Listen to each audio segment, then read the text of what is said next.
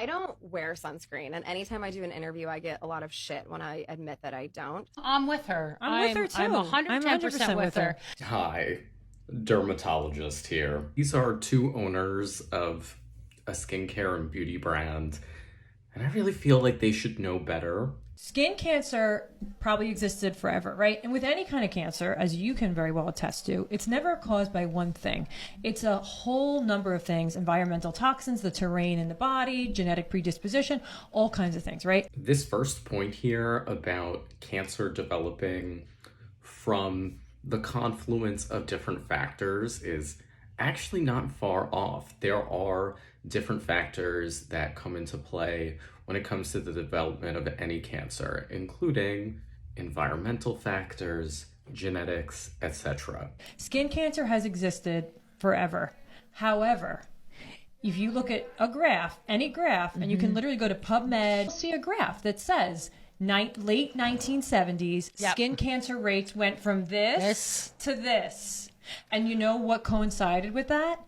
The introduction of the benzenes in the sunscreen. Some points to take into account here. Firstly, correlation does not equal causation. This is something that a lot of people who are not involved in medicine or research don't recognize.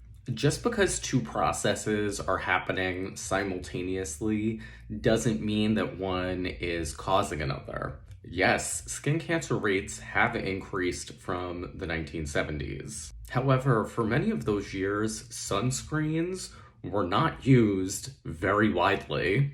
Also, in the past, the reporting of data about skin cancer was not as good as it is now. There are most likely several factors contributing to the increases that we're seeing in skin cancer. Number one, our population is aging. People are living longer than they used to, and age is a risk factor for skin cancer and basically any cancer, really. Not only are people living longer, but there is now a larger proportion of our overall population that is older than it used to be. Think the baby boom. There's also been a push towards more screening and more detection of skin cancer, meaning there were probably skin cancers that people had in years past that were never detected. Some within our field even argue that we're over-screening people. We're detecting skin cancers that may never have caused any issues for people. It might be because we're doing too much screening. Another interesting thing, all of this data is not perfect. And if you look at it in little bits or geographically, you find interesting little tidbits of information. For instance, I recently read a study where they found that from the 1950s to now, people were getting diagnosed with skin cancer later than they used to, meaning they developed the cancer when they were older as compared to the 50s when sunscreens were commercially available, but not really used at all.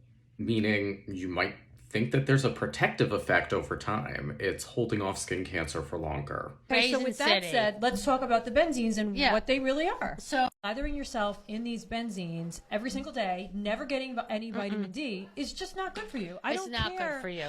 Now, the point about benzenes, it's benzene. It's not benzenes. It's one chemical compound. Benzene is a contaminant. There was a scandal about it being found in sunscreens within the last few years. That was reported by a not so reputable lab. One thing to note about benzene in sunscreens is that it's a contaminant. It's not meant to be there. People are not mixing benzene into sunscreen. And benzene contribute to cancer risk?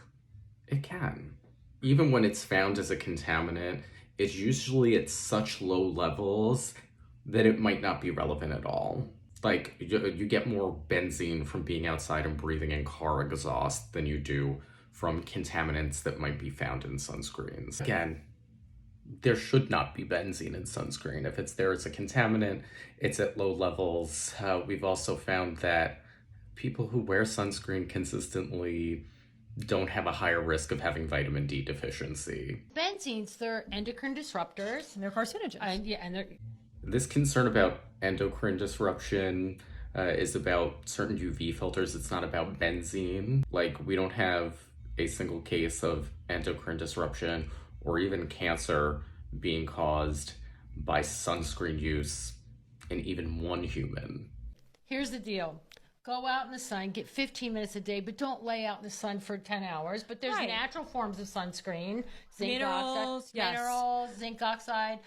I don't know what people mean by natural. Zinc oxide is a chemical too, just like everything else. I think my point here is, like, anybody could just say whatever they want, but, like, hearing stuff like this as somebody who's trained in this field, it's very clear that these people are confident speaking about things that they clearly have no idea about. Like, not even one iota of a clue.